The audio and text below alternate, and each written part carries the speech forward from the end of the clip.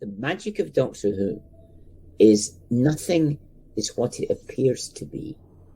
The police box is not a police box. The Doctor is not an old human being. Susan is not a school child. Running through Doctor Who is the thing is, look at life. There's more to life than you think. Life is not straightforward. To get the most out of life, you need to dig a bit deeper. So I think that's part of the magic of it.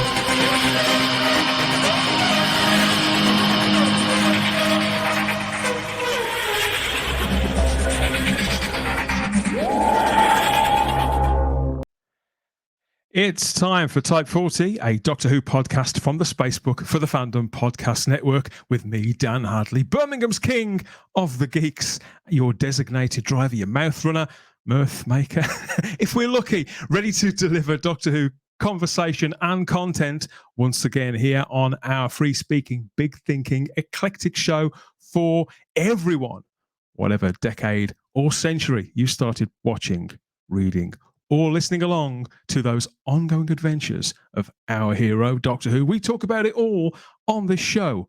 All opinions are completely valid, and we've even been known to have a few laughs along the way. So come and step into our TARDIS and share this journey together here with us on Type 40.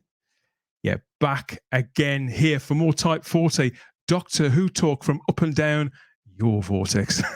And yeah, just like Tom at the beginning of The Deadly Assassin, I'm companionless for this trip. I know you can't get the stuff these days, can you? But I'm going to waste no time in bringing on my first guest for this edition of the show. He's going to squirm when I call him Doctor Who podcast royalty, but I know that lots of you will know his name from wherever, but it's most likely to have been on countless episodes of Doctor Who Podshock, whenever that was, and now as the showrunner, the man behind one of the biggest events in the Doctor Who calendar, that's Long Island Who.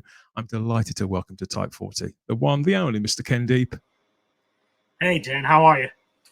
He breezes in cool. Here, you made me blushing here with all this high praise. I say this time and time. We never scrimp on the intros here, Ken. No, yes, you spared no expense, but you're not companionless. Consider this more like a Two Doctors episode. I like it. I like it. Contact Yeah, from across.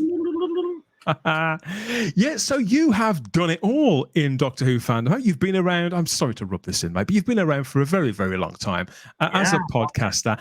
show running that convention. How many LI Who's have there been so far now? Maybe 9 or 10 at this point. We started on the 50th, so we had we skipped the COVID year, and then one year we combined LI Who and LI Geek, which is our general sci-fi one. Yes. So yeah, it's been close to 10 years that we started it up. And you're back with a vengeance pretty soon, aren't you? You've got a new one coming up before later on this month. 2 weeks from now, or coming up on the 19th and the 20th of November. And it was supposed to be a small one. I say that every time, and then all of a sudden I'm like, okay, I have 14 flights to book or something. So I have a hard time saying no. I try. I have it written all over the place. Just say no. You can always say no. I don't say no. And then we have 18 million people. But it's great. It was when it was started, it was only supposed to be one, and then there just was no reason to stop it. What happens, I think, with anything you do, whether it's a podcast or a convention or anything you feel passionate about, once you've done something and other people like it, it's hard to stop it. Probably the most heartwarming thing is to see other people having a good time. People who share the same, the same passions you do. So these things they do grow, don't they? They take on a life and an identity of their own, certainly above the likes of you and I. Yeah, this whole thing just was started for kind of on a whim, and then it just kept going, and people seem to love it. I have a really fantastic team, an all volunteer staff that put their heart into it, and that translates. If your staff are grumpy, you're not going to have a great con. It's just that simple, right? It's like it really does translate. If you're bringing positive energy, the audience is bringing positive energy. People are going to have a wonderful time. The people who work it have just as much fun as the people who are attending it, and hopefully that's the key. And I think that's the same for almost any fan-run convention. Well, I know of several people who go to LI Who, and they tend to go back time and time again. I know some of the guests, you do have people, faithfuls, don't you, who it seems like they never miss. I think Fraser's a regular with you, isn't he? I can't keep Fraser away, despite my best efforts. Fraser and Daphne, when I first started, they were the first two that stepped up and kind of said to other guests, we know this guy. It's not a fly-by-night thing. If it all goes south, everyone will be made good and things like that. And their vote of confidence really, really helped it take off. And Fraser in the COVID year, he was just like, he kept texting me saying, flights are really cheap right now. Flights are really cheap. I said, listen, I don't know if I'm having a convention. If I'm not, you're welcome to come over and hang out, and we'll watch Doctor Who together in the living room, and we'll get you out of the house. It got to the point where I thought he was going to jump in a boat and just row to America. There's no stopping that man. There's no stopping him. Or Matt Jacobs and Vanessa Ewell. I think that have you got them with you then? That you're certainly screening their film. I just added them. Yeah, they're going to come and do a screening on the Friday night before the con even starts. A special Doctor Who Am I screening, and part of it was filmed at LI Who. So we're really excited. It's like having a hometown event. That I don't know if you've seen it yet, Dan. The movie is really spectacular. Starting to screen now in Britain at selected cinemas. It's starting to roll out. I've got the Blu-ray on pre-order. Yes, I have, Matthew. I have. Because we had them on the show a few weeks ago. Delightful company. And in that time since we recorded that episode, it's got considerably bigger for them. More screenings have opened up. Lots and lots of promotions and things. It's wonderful to see. And they just signed a deal for American distribution, or North American distribution. So that's really exciting. So they'll have both sides of the Atlantic covered. And it's more than just like a feel-good piece. It really has a lot of heart. It's an interesting story. And as an American, I'm a little biased. It's nice for the US fans to get a little bit of love. Of course. No, I completely agree. For many years, the BBC behind the scenes things focus, and rightfully so, on British fandom, but it's to both American and British fandom credits that we have so many similarities, and yet we also like the countries themselves. They have their own unique differences, you know, with how we.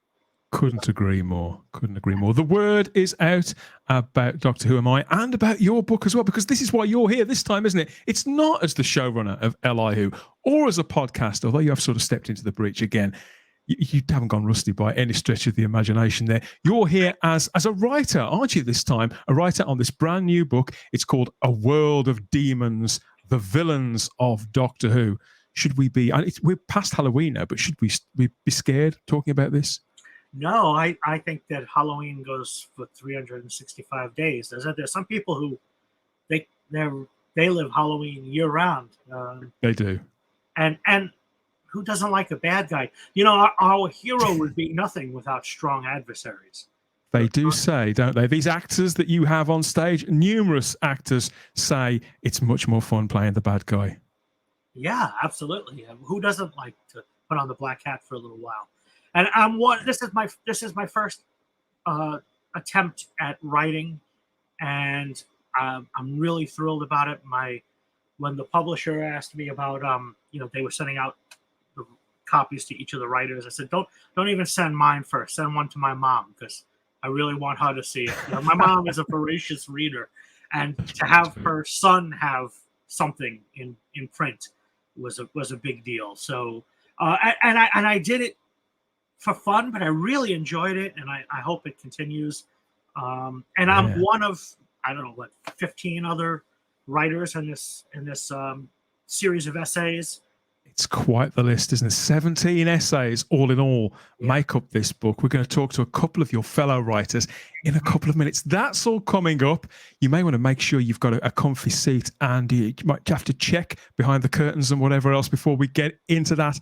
Before we get stuck in, though, it's my duty to remind you that if you'd like to do some real-time traveling of your own, each and every edition of this show, past, present, and future, is just a tap or two away on the device of your choice, if you know where to look. There's well over 100 reviews, previews, interviews, geek outs, and deep dives with all our regulars and some pretty awesome guests. In fact, we know there's something for every fan at type40.podbean.com. There'll be more about all of that a little later on, as well as a couple of minutes where we will make contact with that matrix of all knowledge that we call the Fandom Podcast Network. There's so many other cult conversations going on over there, and we'll fill your ears with talk of all of that in due course. Okay, that's all the housekeeping. All the housekeeping's done. We've got to beware of any pentagrams, Ken, or pendulums, or any other signs that there may be a demon or two on the loose, hadn't there? You can't be too careful, can you? As we get stuck in. Yes, I'll tell you a quick funny story. I ordered a sports whistle for work on Amazon. It cost me like $3 or something. Amazon sent me an email the next day saying, "Could you review the whistle?" Okay. How do you review a whistle? So using the word demons, I said it has the sound of 1,000 screaming demons. I mean, what else can I say about a whistle? Was that appreciated? They finally published it, yes. I mean, how else could I describe it? It sounds like Bambi. Like, that wouldn't sound listen. Yeah, I think you did the best with the material that you'd got. I think we can safely say that. Exactly. Okay, A World of Demons, the villains of Doctor Who. We're going to get stuck into all of that right now here on Type 40.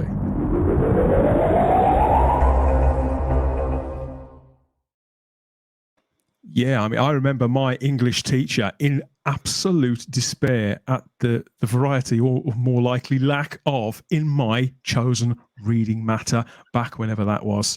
I remember us saying, it seems like there's been more written about that TV series than about the collected works of Shakespeare.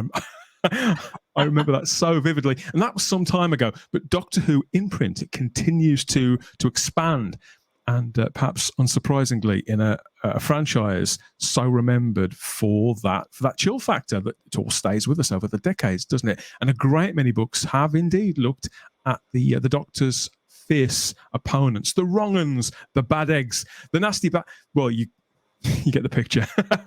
And released this very week from this brand new outfit, this collective of writers, and Fayetteville Mafia Press with Tucker DS Press, so that's two publishers that are putting this out, is a world of demons, the villains of Doctor Who. It's a collection of works delving into decades worth of these characters, all delivered to us on the screen at various points over that time.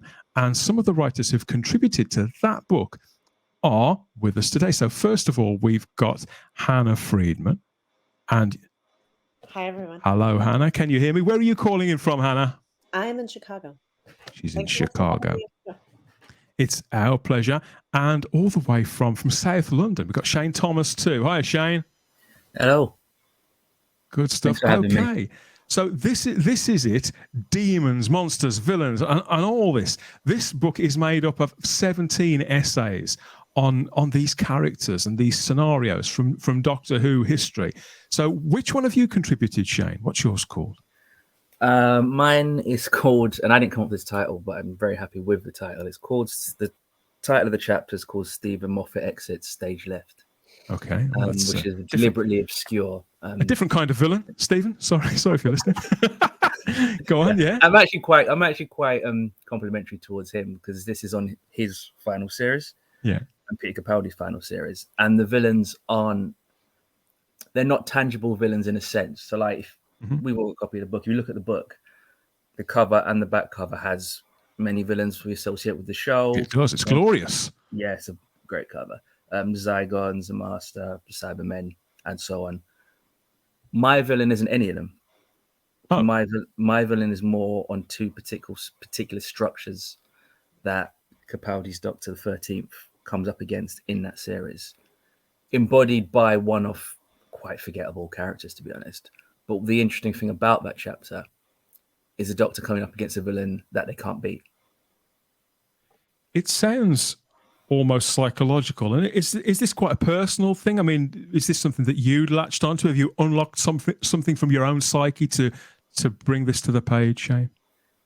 Not consciously, even though subconsciously probably. But what that's what they call, Ken, that's what they call a disclaimer. Yeah. Yes. But it was mainly because it's two episodes I focused on, Thin Ice and Oxygen. And I think those are the two of the best episodes. Love those. Yeah, I think those are two of the best episodes that the show's come back. And I don't think they've had anything near the love that I think they deserve. Looking generally on social media and conversation, I don't really see anyone talking about these episodes ever. And I think they're two of the most interesting as well as two of the best. So you saw an opportunity here to sort of redress that balance a little and to tap into some hanging fruit that you felt other people hadn't picked yet. 100%. That was when the opportunity with this book came about. I thought, well, everyone's rushing to do a Dalek chapter, Cybermen chapter, Zygon chapter. So let me just put all that to one side, because it's nothing wrong with that, but I don't think I have anything to say on them that most people wouldn't and probably do better. So let me try and go somewhere else with it. I see. Tell us more as we're going along. And how about you, Hannah? What have you contributed to the book? My essay was called No Heroes in the Library. And about the Vashtanarada episodes, the two-parter, Silence in the Library and Forest of the Dead. And the interesting thing about this one that I spent a lot of time sort of meditating on this in the essay is I don't know that there are any villains. I don't know that the Vashtanarada are actually villains. And I leave that sort of as an open question of like, who is doing wrong by who here, right? Is it the Doctor? Is it River? I mean, River does some really morally questionable things. The Vashtanarada are obviously very violent, but that doesn't necessarily mean they're doing wrong or doing evil. And just kind of questioned what villainy really means was my way into that piece. Funnily enough, that's what I wanted to pick up on, really, in this conversation, is because if you look at popular fiction, Hannah, I look across at something like Batman in DC Comics, with all those various people who puts away in Gotham in what's it called, in the Arkham Asylum. Yeah. You know, and all those characters, and the Flash too. They've all got these sort of rogues gallery, haven't they? But a lot of the characters in those universes, they reflect the main hero in some way, don't they? Either in their abilities, their powers, or in a psychological way. And in some ways, I think that Doctor Who is kind of like that too. I agree. And I think the big difference between Doctor Who, and one of the reasons that Doctor Who is so much closer to my heart than more traditional superheroes like the Flash, like Batman, is there's this real binary of putting somebody in prison, right? You're bad, I will lock you up. I am not evil. If I killed you, I would be evil, but I will rid the world of you in a way that doesn't go as far as me killing you and taking on accountability for being the bad guy, right? And I think a lot of superheroes, DC superheroes, Marvel superheroes, a lot of American stories, it's really simple. It's you're bad, I'm good, even if we're similar, but the complication is that we're similar and the hero still has to be like, okay, so that part of me is bad. Whereas Doctor Who repeatedly does the reverse, where he empathizes with the people he's trying to save the world from. Like, I see that you're evil. I see why you're doing it. I wish I could help you. That story, I think, comes out over and over again. I love that about Doctor Who. And even sometimes when it seems obvious, visibly obvious, who is literally wearing, in some cases, the black hat and the white hat. Yeah. Doctor Who has this habit, doesn't it, of sort of subverting that, of taking us back on what we think we know about these characters and who we think we can relate to and why, and who the real villains are. Yeah. I think it's always done that. Yeah, I agree. And how about you, Ken? Because have you written before? Have you written fiction or prose before, and it's just passed me by? What's your contribution to this? No, this is the first time, and when I was approached about it, I was trying. Well, my first choice would have been Silurians and Sea Devils for the very reason that we're having in this conversation. But I think Jan Fennick grabbed it up before me, and it's because they're not evil, or they're not. They actually have the right to the planet, and then so that's actually interesting to me. They're not pure villainy. They're not, I'm here to destroy you. They're like, listen, this is our spot. It's very ethically loaded, isn't it? That whole topic. Absolutely, and fascinating too, right? We picture monsters or alien races coming from someplace else, but in the case of the Silurians and the Sea Devils, they're right here. You know, they're terrestrial.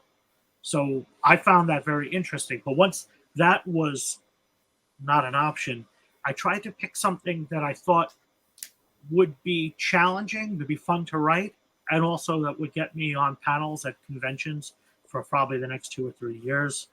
And that is, what if the villain of the show is actually the Doctor? Everywhere he goes, people die. But at the same time, I didn't want to receive buckets of hate mail for people saying, this guy hates the show. He's been following the show for 40 years, and all of a sudden he thinks that the main hero is the bad guy.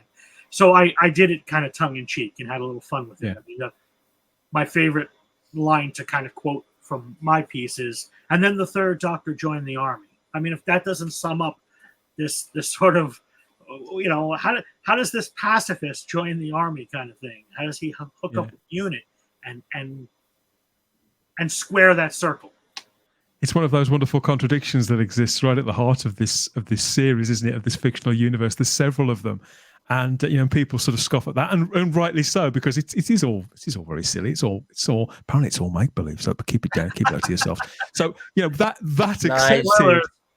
But that accepted, I feel that the slightly contrary nature of Doctor Who is actually reflective of the real world. It's that situation we talked about a moment ago, Hannah, where you can be. We are all these different things. There's just as good and bad in everybody. You know, anybody can be a hypocrite on a bad day, just the same as we can be anything else. And we do sometimes change our allegiances, and we sometimes get lost in a moment, or in our beliefs, or in something we're very impassioned about, or sometimes too close to. And that's something that for a children's stroke family series, as Doctor Who is certainly perceived as, whether it actually is or not, that's probably another debate. I think that it does stray into that kind of territory very boldly at its best. And I think there's a reason why those stories are some of the most fondly remembered. But there's a big difference, isn't there? We often say on this show that the monsters are the real stars of Doctor Who, but But the monstrous and the villainous, they're different too, aren't they, Ken? Yeah. Well, they're not the same. From monster to monster, each Doctor Who monster has something that has something to be said. I mean, I think the writing in Doctor Who is something that always attracted me to the show, going back 40 years. Exploring some kind of idea using science fiction. Science fiction's at its best when it's about metaphor and it's about symbolism and using using these outrageous concepts to tell a very real story. And Doctor Who monsters are no exception. The Cybermen being a warning for body part replacement or AI or all the things that we're grappling with right now, and with bots, with bots on Twitter. I mean, these had to be imagined before they became reality. The Daleks being a metaphor for Nazi Germany and things like that. I mean, history repeats itself, and so using these concepts, they don't get outdated. They reinvent themselves over time. Because sadly, we can't seem to learn anything from history. No. Doctor Who is full of what we now call mask-off moments, isn't it? It absolutely is. Well, I've been looking up, and the definition of the word villain, as opposed to sort of monster or anything like that, is it says it's a character in a story or a play who opposes the hero.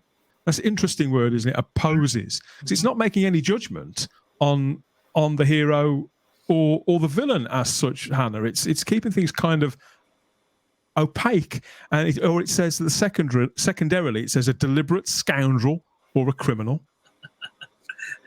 And we can like scoundrels too. Yeah. Again, very interesting choice of words. Or thirdly, one blamed for a particular evil or difficulty. And I think between all three of those, you can drop pretty much any villain that I can think of in Doctor Who history into any of those holes, really. The Doctor Who, now, just like we talked about DC Comics, but I think it's the same with most fictional universes. Whether we're looking at something like Sherlock Holmes, something like that, or whether you're looking across to Pokemon or that kind of world. All of those universes, they've all got their own rhythms and their own idiosyncrasies and the functions of right and wrong and that sort of scale. It's very, very different, isn't it? What I love about Doctor Who is how it balances in that respect. It seems to walk this line. You'd think it would be a gulf apart, but I don't think it turns out it probably isn't. It walks a line between pantomime and sort of Shakespeare. And it's really interesting how it does that. But what do you think, Shane? What makes a good Doctor Who villain, a memorable Doctor Who villain?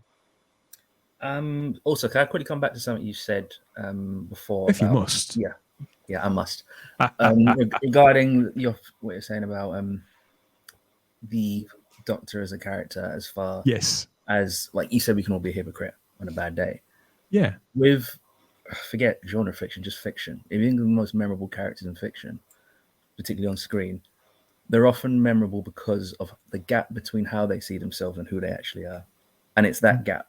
So whether it's like Tony Soprano or Jake Peralta or Cassian Andor or in this case, the Doctor, it's always that gap between who they are, how they're perceived, and how they actually are in terms of their actions. And as far as memorable villains go, the cliche always is that the villain is just the protagonist from a different perspective. So it really does boil down that simple. I don't think it's as simple as that. I think that's a key underpinning for like every villain.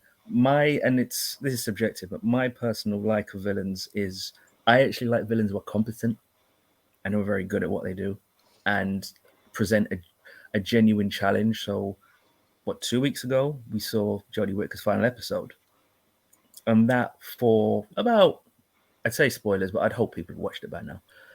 That for about 3/4 of the episode was a very, very efficient version of the Master. There was an argument that this Doctor's maybe been the most feeble and ineffectual throughout, but the Master handles this Doctor very, very easily and gets in a position of extreme dominance and strength. It was a delicious take on the Master from Sacha Dhawan, He was particularly in that, tremendous. I felt. Yeah, he was outstanding. It's a bit, he won't be playing the character anymore because I think he finally got it right. I think he finally figured out how to play it. Found that balance. Yeah. He found that tone superbly, even with his last line, which showed a level of terror and fear and almost childlike fear. The final line. I mean, is the Master the ultimate Doctor Who villain then, based on what you've just said? Yeah, because I always think the best villains are usually the other side of the coin. So it's the Doctor and the Master, it's Batman and the Joker, it's Sherlock Holmes and Moriarty. They are a couple of different choices in life. Somewhere in the multiverse, those two people have swapped places. And the Master, because whilst there's beings like the Black Guardian out there, which are significantly larger and more powerful than the Doctor, and there's the smaller, there's everyday people, there's businessmen that the Doctors come up against, or business women, come to think of it. It's everyday people who become villains in the average story, but you think somebody on the Doctor's level, literally their evil opposite. It's always the most sort of palpable way of Darth Vader and Luke Skywalker. They are very nearly the same person. And it's just a couple of, they just went down the generation apart. paths. Yeah. Yeah. I mean, their case, it's obviously more complicated than their case, but it's always that it's a couple of choices either way, and they're different people, and they easily could have both gone in different directions, and one could have been the hero, one could have been the villain, and that, to me, is always the most fascinating. And the Doctor's often admitted that as well about the Master. Definitely Tennant's Doctor would talk up the Master and say the Master's a really brilliant being. Actually, is smarter than me. Yeah. In fact, wasn't it said in more than one of the stories, Hannah, that the Master got a higher level degree from university than the Doctor? What do you think about what Shane's just said there? Is he pretty much on the money, or do you see things slightly differently? I agree with all of your points about the Master. Absolutely. I think this version of the Master really brought it to the next level and really showed this level of psychic horror that we haven't seen in a while. And as far as what makes a good villain, I mean, I agree that I think good villains have to be competent and effective, right? Otherwise we're punching down. Otherwise the hero is punching down, and that's not fun to watch. I also, for me, a good villain is motivated by something meaningful and stands to gain something meaningful, right? Like it's actually a contest with stakes. Something that we can measure as well as the audience who are watching this, that will affect us, that will chime with us, rather than just some gizmo on planet blob. There's that, but also I have very little patience for villains who want to take over the world. Like who wants that? Like, why would you? What is the end game there? The end game is you are in charge of everything, and you have a lot of work to do. Okay, I don't care. It's really hard to empathize with the idea of running the whole world, because we don't. But you delegate, Hannah. You delegate. But these are characters who don't want to delegate. These are characters who want peons instead of partners.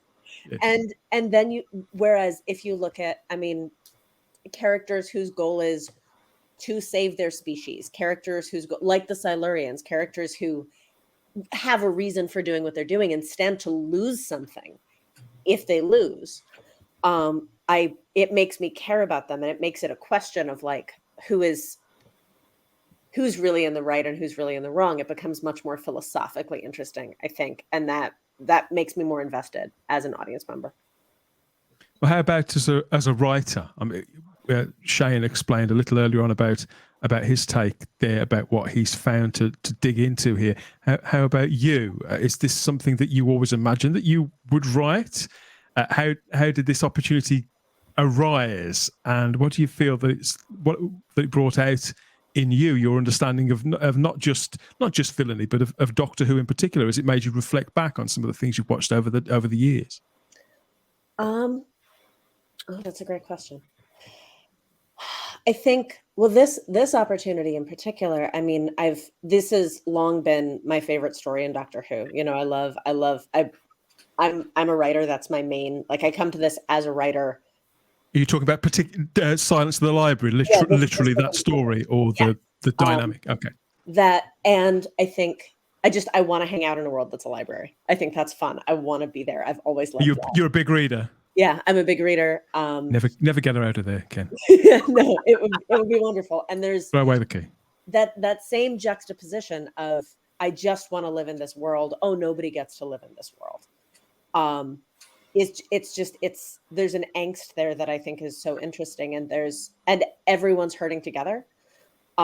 Which is, I mean, in my other life, I write about mental health and trauma as issues of social justice. That's my work. And yes. So the idea of having this entire community of creatures, the Vashtanarada are a community, and also this like thrown together community of explorers, and also the Doctor, and also Donna, and also all of these people who have been saved to the program against their will.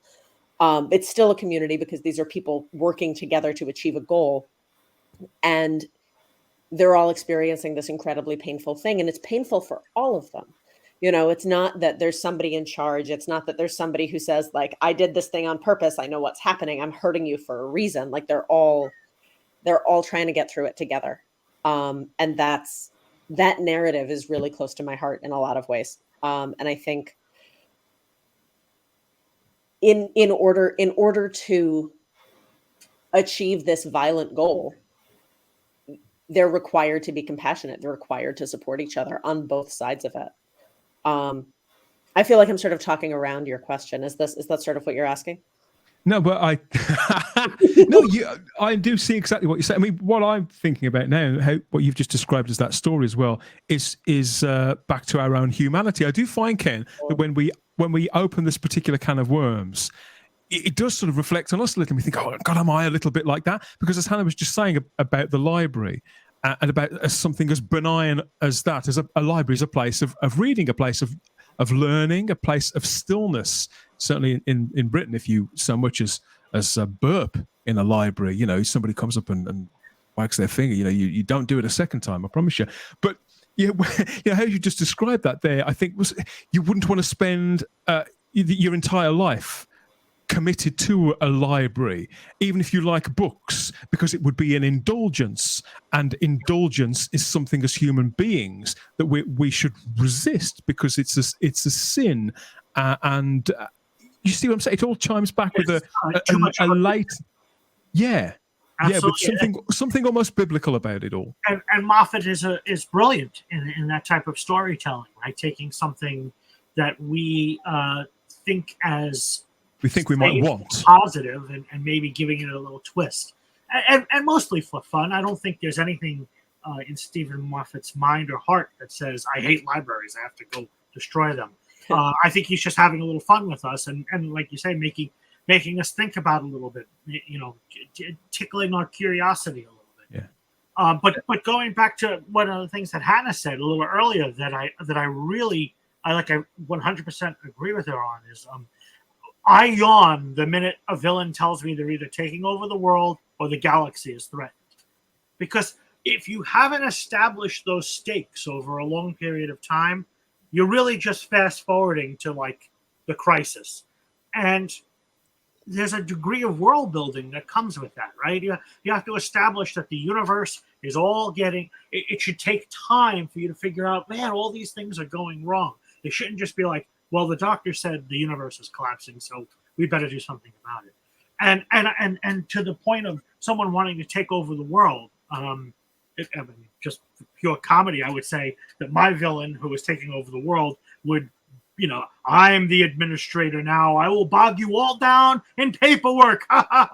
Bureaucracy. You know, like, what do they really want? It's like for your own good. What did you possibly? Why would you want that?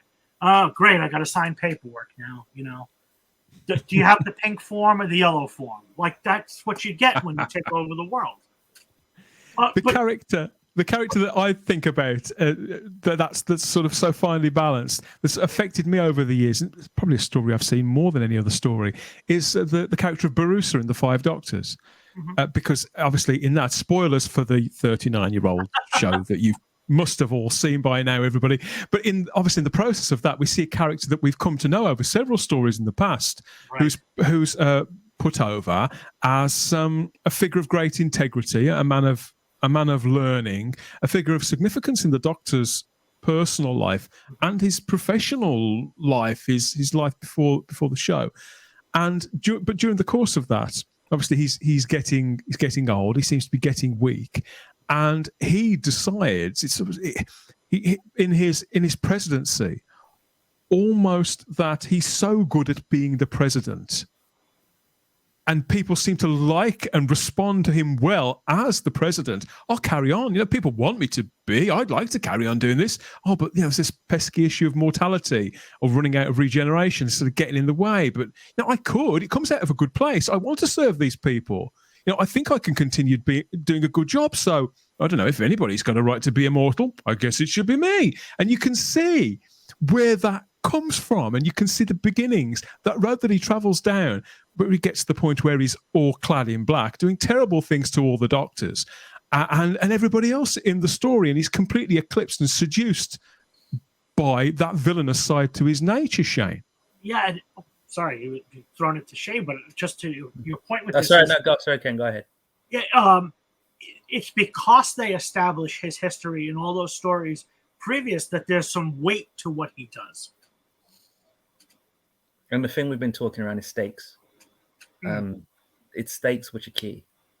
So the notion of no notion is inherently a good idea or a bad idea, but it does depend on the execution. So when it's a vast scheme like universal domination, then you have to explain why this particular person wants to. So like and he kind of crossed over as a very efficient villain, but in the Infinity War Endgame series, the Thanos character is that again he looked for some kind of ultimate domination, but it was explained in the film why he felt that.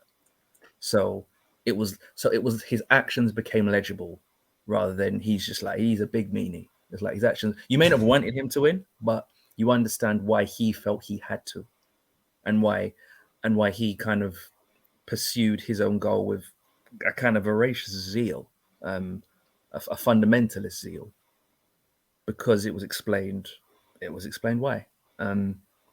When it's not, then it becomes really one-dimensional and flat. And the key always is, as an audience member, well, why should I care? Why should I be invested in this?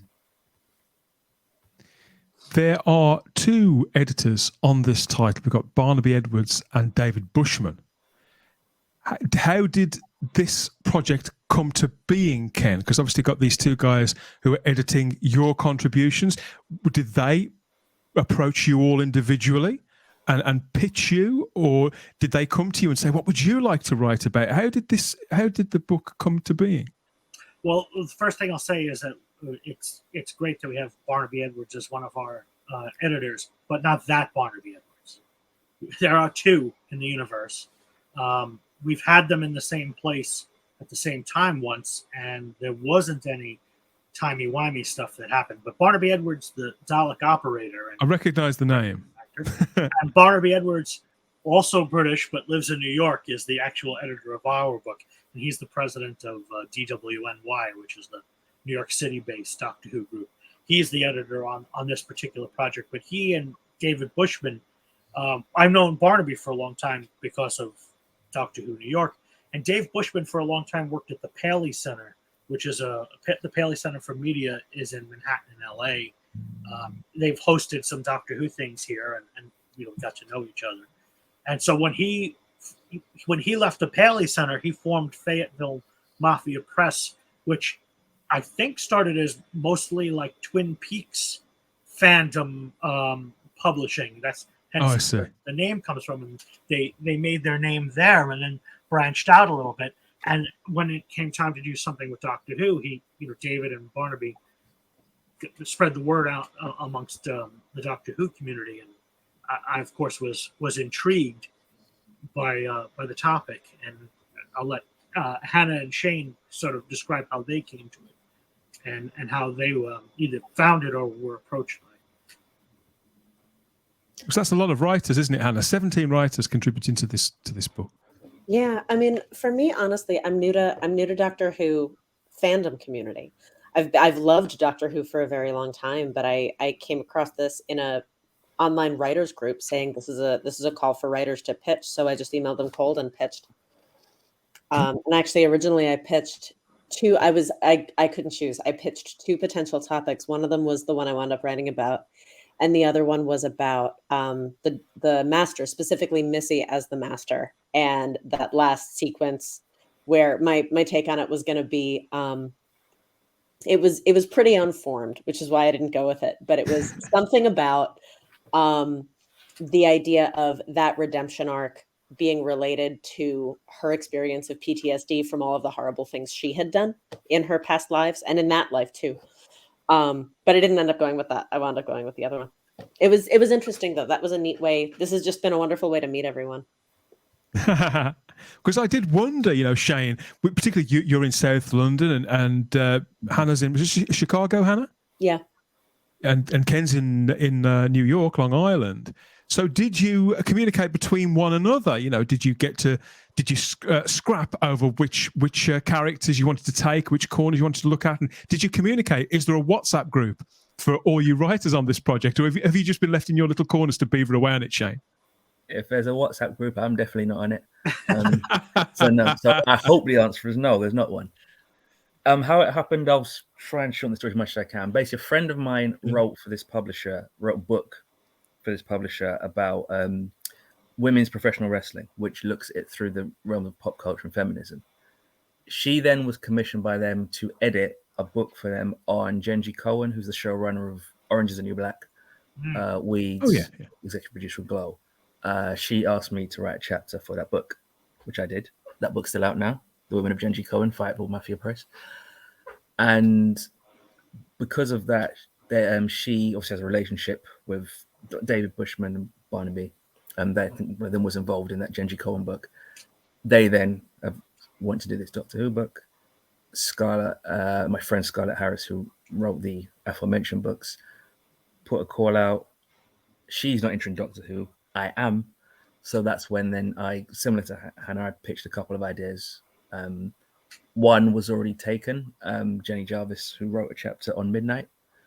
So then I went with the one that I ended up penning. So that was how I got involved. And I think it was, I don't think a bat signal was kind of flashed in that way. But I think we've all probably come to it for different. We came down different paths, but we ended up at the same destination.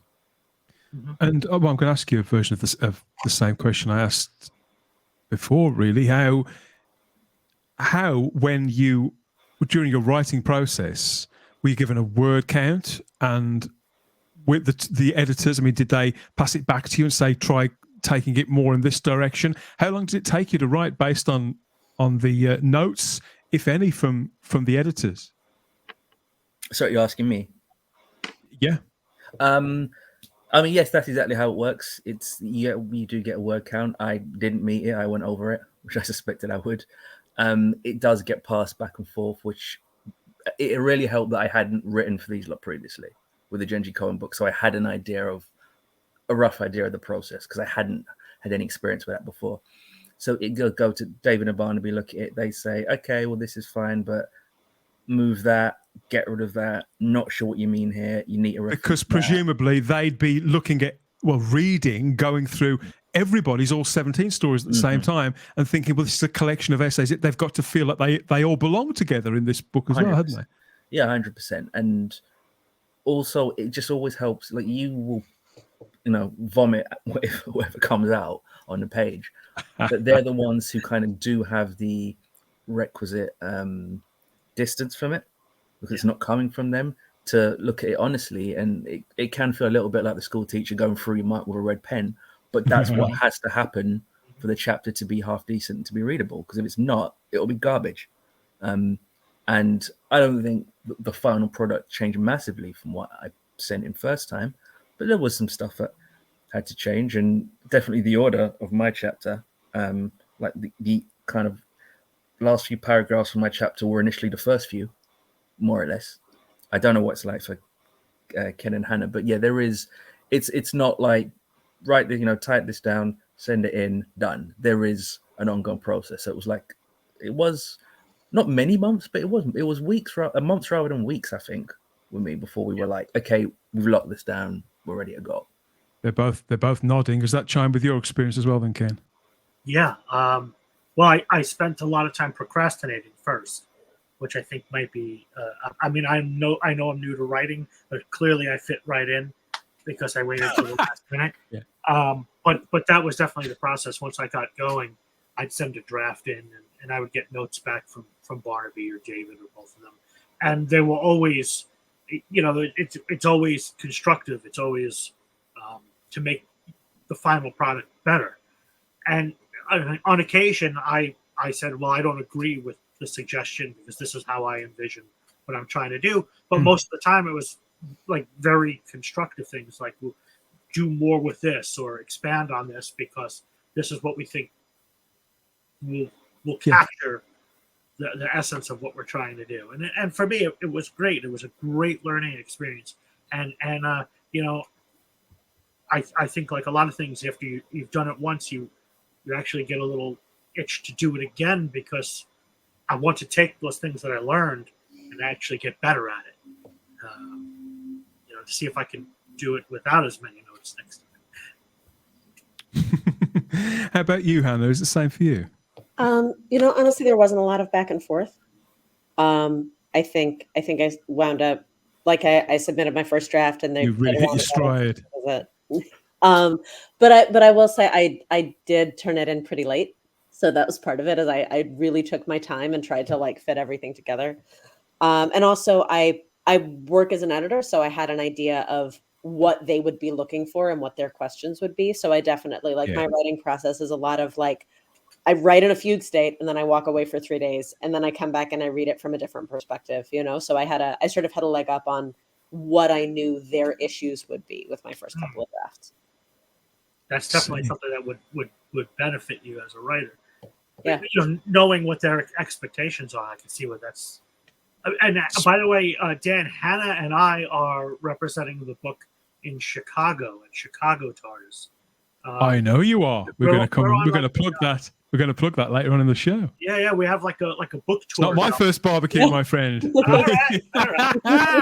Yes, I am positively chilled to the bone. They're not that scary after all, are they? But I still think things have got a little bit dark in here with all this undiluted evil. So I could do with just a moment or two, which is handy really, because that's the exact measure of moments that our Kev requires to fill you in on his maniacal plan, to fill your ears with other great conversations covering other geek culture universes, courtesy of our friends across the Fandom Podcast Network.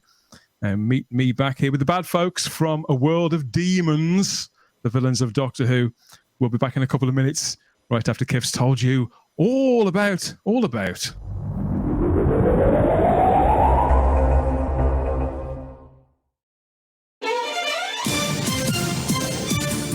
Thank you for listening. We hope you're enjoying this podcast. Here are the other great shows on the Fandom Podcast Network. Culture Clash, where we discuss the latest in entertainment and pop culture. Blood of Kings, our show covering the entire Highlander universe. Couch Potato Theater, we celebrate our favorite movies. And Time Warp, our fandom flashback show discussing a year in movies and our favorite retro movie, TV, and pop culture topics. Good Evening, discussing all things Alfred Hitchcock. Hair Metal Podcast, we cover the rock metal music of the 80s and early 90s. Type 40, a Doctor Who podcast, discussing the time-traveling Doctor Who universe. Lethal Mullet, an action film podcast covering the 80s, 90s, and beyond. Also, check out the Lethal Mullet Network for more great podcasts. What a Piece of Junk, our Star Wars podcast. Making Treks, a Star Trek podcast, with a deep dive into the final frontier. The Fandom Show, our Fandom Podcast Network live YouTube show discussing the hottest topics in fandom. The True Believers MCU podcast discussing the Marvel Cinematic and Television Universe. Union Federation, our Star Trek and the Orville show. And we're proud to welcome the BQN Network to the Fandom Podcast Network. Please visit our friends on the BQN Network a Star Trek universe podcast that also includes your favorite topics, movies, history, superheroes, and more. You can find the Fandom Podcast Network on YouTube. The Fandom Podcast Network is also on all major podcast platforms. The Fandom Podcast Network audio master feed is on Podbean at fpnet.podbean.com. You can find the Fandom Podcast Network on Facebook, Twitter, and Instagram. You can email us at fandompodcastnetwork@gmail.com. Thank you so much for listening, and remember, respect others and enjoy your fandom.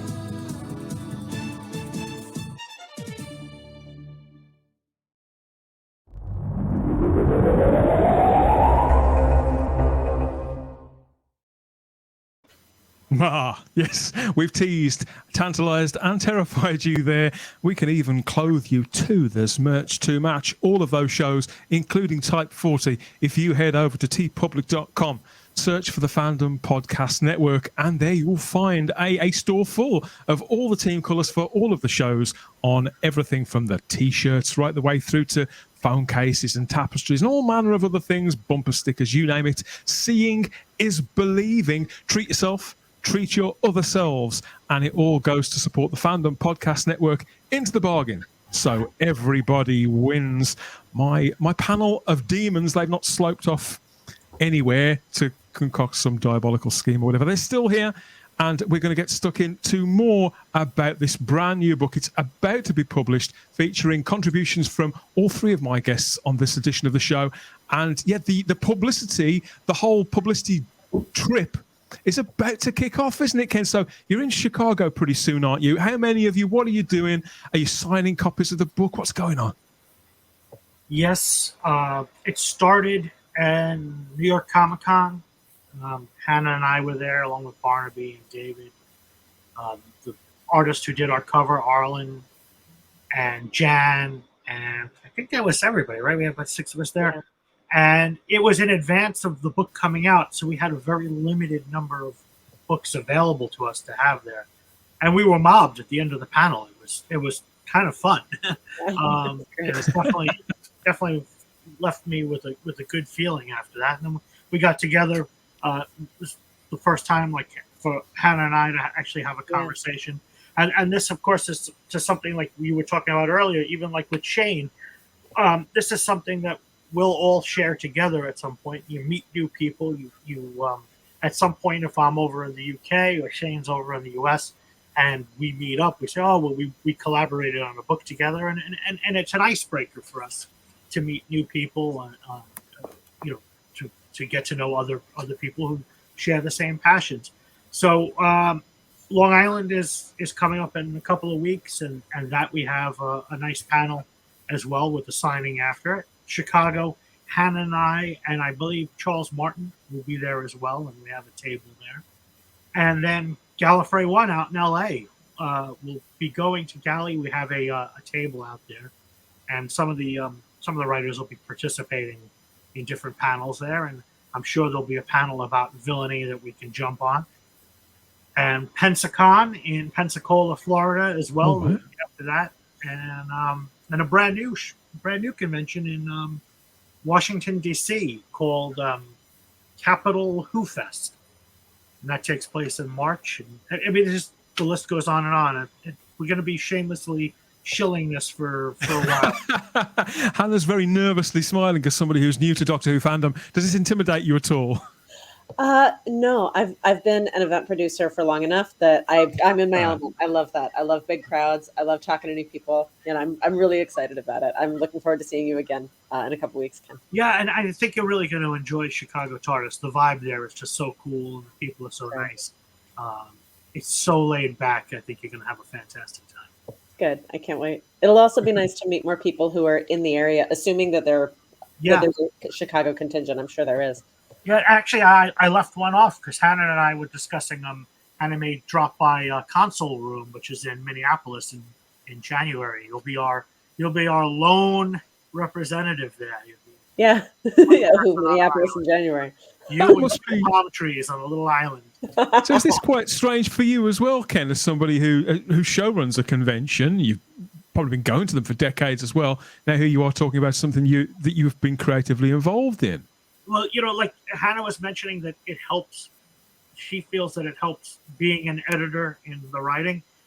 For me, this is my natural environment. Just having a book. It's easy for me to know what the convention promoters would look for. Some convention promoters are tired of hearing people come up with their sort of, their book pitch. So I try to make it. I try to make it something a little bit more than a little bit larger than that. Because we are really lucky. Shane and Hannah and myself and all the writers. We're very lucky that Fayetteville Mafia Press isn't like the rinky-dink publisher. Like I'm seeing stuff on Walmart, Barnes and Noble. Over in the UK, it's Waterstones is carrying it, and Forbidden Planet, and the list goes on and on. Like I've been seeing publicity for this book now for several months. We talked about it on Type 40 Live when it was originally announced. That's our sister show that goes out live on YouTube every Thursday. We talked about it then, went through the blurb and all the rest of it. And there it is with the official Doctor Who logo emblazoned across it, and all these pictures of these wonderful characters that evoke those stories, Hannah, the classics, both from the classic series and from the new series. You see one image from it, you think, God, yeah, I remember Taron Capel and all these characters. They bring so much baggage with them, so many memories. And but yeah, I mean, I do wonder when people come up to you, because obviously the book hasn't been published yet, what questions do they try and tease you about your contribution, or do they just want to connect with you and congratulate you on getting your work in print? Is it a bit of both? Are you asking me? And yeah, anybody. Well, for me, honestly, most people know me as a writer in other genres.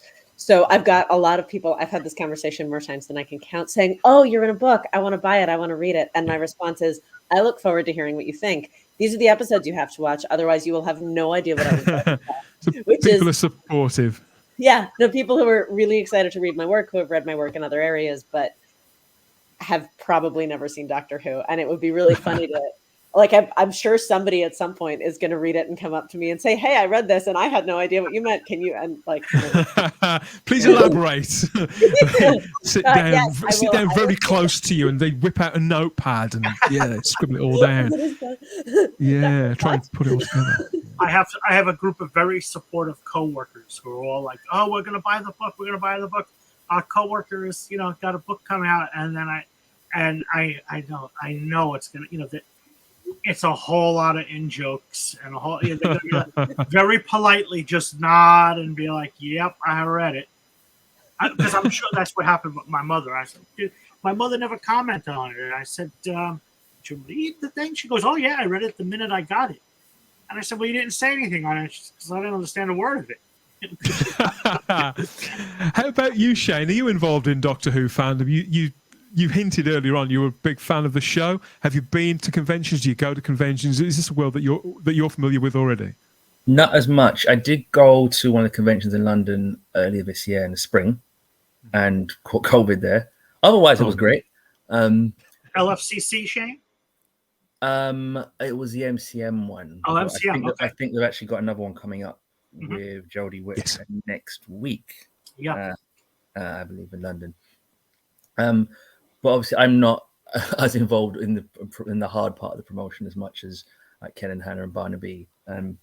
Barnaby and David are, due to us, the other people piloting this TARDIS.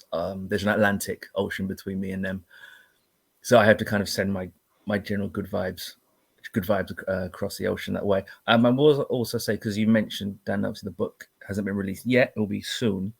So like listeners who are thinking it sounds interesting, I'll buy it when it's out.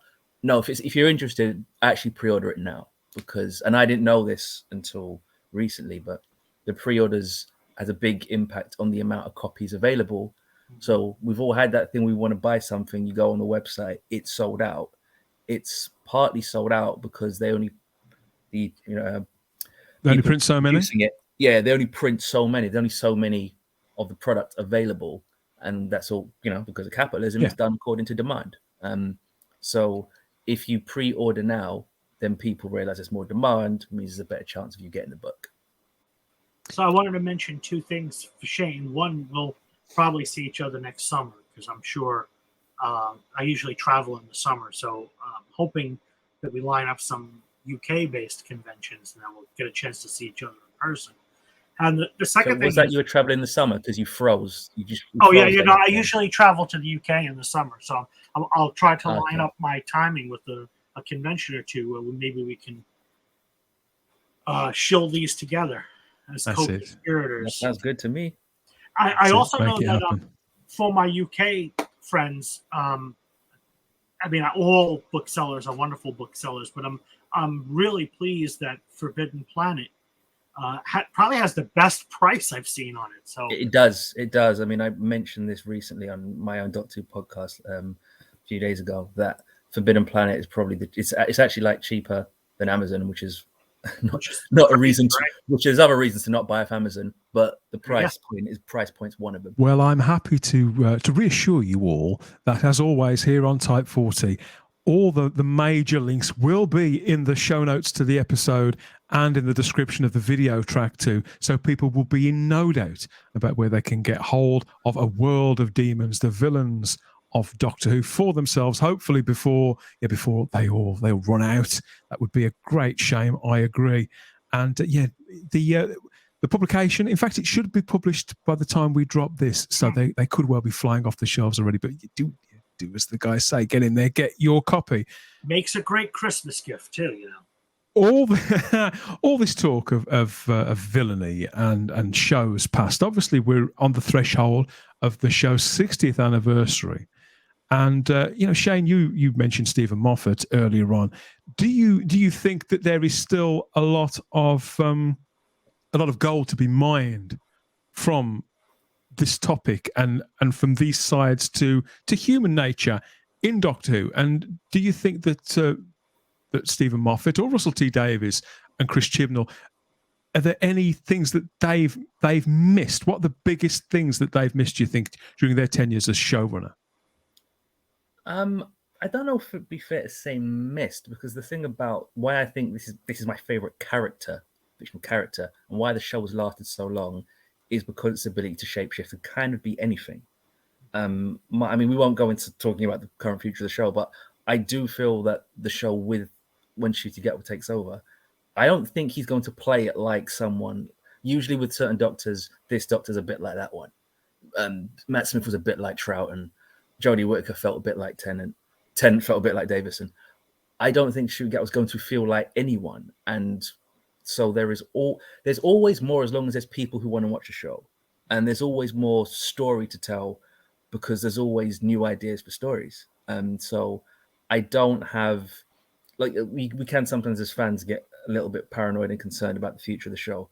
But one thing I've never been worried about is they'll just run out of stories. There's plenty to be mined.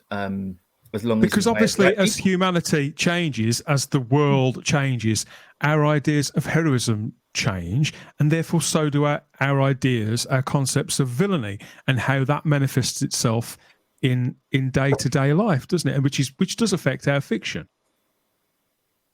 Yeah. Sorry. Sorry, who was that question aimed at, Dan? It was more a statement than a question, but I'm just sort of throwing it out there, really. I mean, what do you think, Ken? I was going to say Kerblam is a great example of that, right? It's a metaphor, a very obvious metaphor for Amazon and how, you know, one company can be so dominant and what it means and the dangers. That story wouldn't have taken place 10 years ago. It's just something that there's always something new to be discussed. Mm.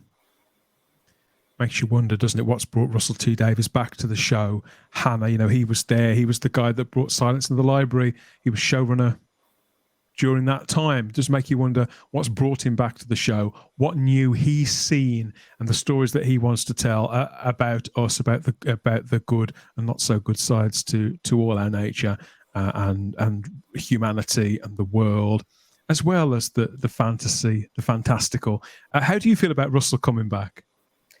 I'm excited about it. I mean, I loved his last series. I've definitely heard, and I haven't decided whether I agree with this or not, but I have been asking myself the question a lot of, is this I mean, is his obsession with David Tennant, like, what effect is that going to have?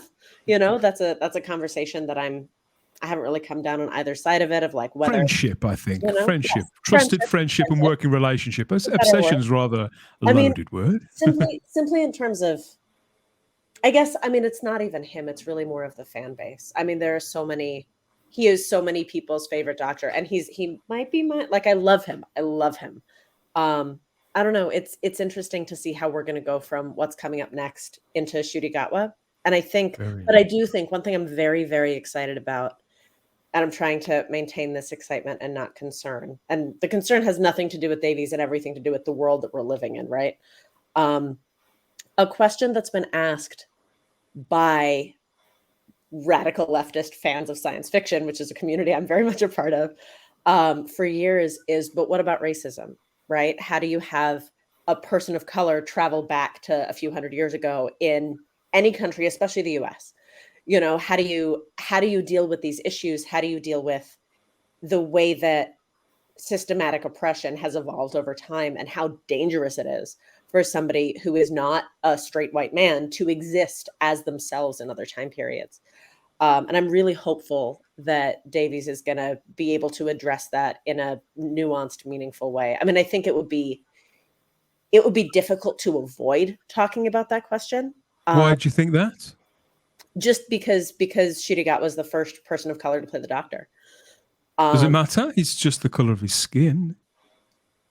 Is it relevant to performing the character? I mean, in this day and age, with everything in Britain, it really isn't. I know it's slightly different in the States. That's fair. So maybe it's not. I mean, that's also a question. That's certainly my American perspective on the show, which might not have anything to do with the way that the people at BBC are thinking about what they're doing next, right? But it has been so very central to every conversation about media. I mean, this is a big debate in Star Trek fandom at the moment. Is it, have we gone too far? You know, and I could talk about Star Trek for days too. This is not the moment for that. But I don't know. That's what's on my mind. And I guess you're right. I mean, putting it in the context of the British perspective versus the American perspective, really puts a different spin on things. I'm looking forward to seeing how that conversation evolves, though. Can I piggyback on something Hannah just said? It's your question. It's not influential necessarily in terms of how Ncuti plays it. It's influential of how people would treat him as would respond to the character. The same way that you don't get an episode, the one with the Witchfinders and Jodie Whittaker's thing when she's being tried as a witch. That doesn't happen if it's not a woman playing it. That doesn't happen. It's not a consistent line. It's really only a case of certain moments in human history at certain places on the globe, isn't it? Yeah, where that would 100%. And also, but Ncuti Gatwa is on record as saying he wants an episode in Africa. I saw that interview of him talking about. Did you see the promo video? Yeah, he was speaking for about 2 minutes about the kind of stories he'd like to tell, and his eyes lit up, and he was describing, because I don't know much about that kind of mythology, and it just sounded wonderful. I thought, yeah, I'm down for that. Tell that story. Absolutely. What really excites me about it is that he is. I've never seen Ncuti as anybody. Sorry, I don't watch Sex Education. I've only ever seen him on screen a couple of times, and I hadn't, just the same way as 12 years ago. I had no idea who Matt Smith was. And so I'm wondering, who is this person? And I thought, well, shall I go and binge watch everything he's ever been in, Hannah? The way that people do. But I thought, because, apparently this show the Sex Education is fantastic. But I thought, no, I'll wait until he's on screen and just till I see him in that character, Ken, and playing, if he gets it right, and if Russell writes it the way, with the balance that he used to have. I mean, I don't see the point in him coming back to the show if he's going to write it exactly the same way. But I love the way that Russell did balance the light and the dark sides of that character, and to see that actor, how he sort of chimes with both of those to bring us a fully rounded Time Lord who can sometimes himself almost seem, if not the villain. We're in no uncertain terms that the Doctor also has his own dark places too, and that's one of the things that I've always enjoyed the most about the character, that he could flip Shane. He could actually become, just as you said, he could become the villain of this story with the right sort of prodding in certain directions at particular times. Is the Doctor really the hero on the waters of Mars? It's a very interesting, fantastic story. Love that story. Tremendous episode. we could go and go and go on this, couldn't we? But let's remind people what this is. This is a world of demons, the villains of Doctor Who. It's a price $19.99, but I think you can shop around, can't you, Ken? And you can, different retailers have got this for different prices all over the world. It's up for pre-order, or you can buy it directly, just like Shane said. It's up on lots of retailers. We'll make sure that there's links in the description and the show notes. You'll be in no doubt about, we'll do some of the work for you. Of course we will. Don't worry about that. Looking forward to seeing how it's received, everybody. And for when you go on your book tour as well, Hannah, that sounds very, very exciting. You have to pack a lot of sandwiches. Definitely. And you're gonna be so Chicago TARDIS is the first one. That's over the weekend of the 25th and the 27th of November there, and then sounds like you'll have a very busy 60th anniversary year there. Plug in the book. I hope you don't feel left out, Shane. Over here in Britain. Yeah, I mean, it has its advantages and disadvantages, but I'm happy the book, because obviously we've all been working on this for a while now, so I'm kind of happy the book is out and available for other people to purchase. Would you potentially be interested in contributing to a follow-up book, if not on the same topic, then certainly the same kind of formula? Has this scratched an itch? If I had an idea, I wouldn't want to write something that for the sake of writing, I need a take. I had a take. The caveat.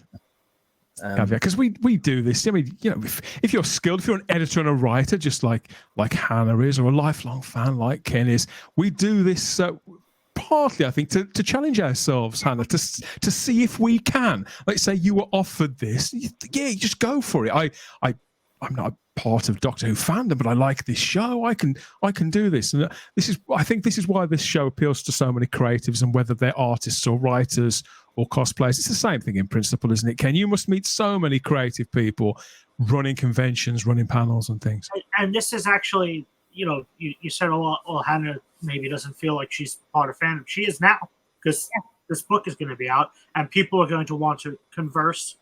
And once that happens, I think there's no gatekeeping, right? You call yourself a fan, you're a fan. It's just, you'll never leave.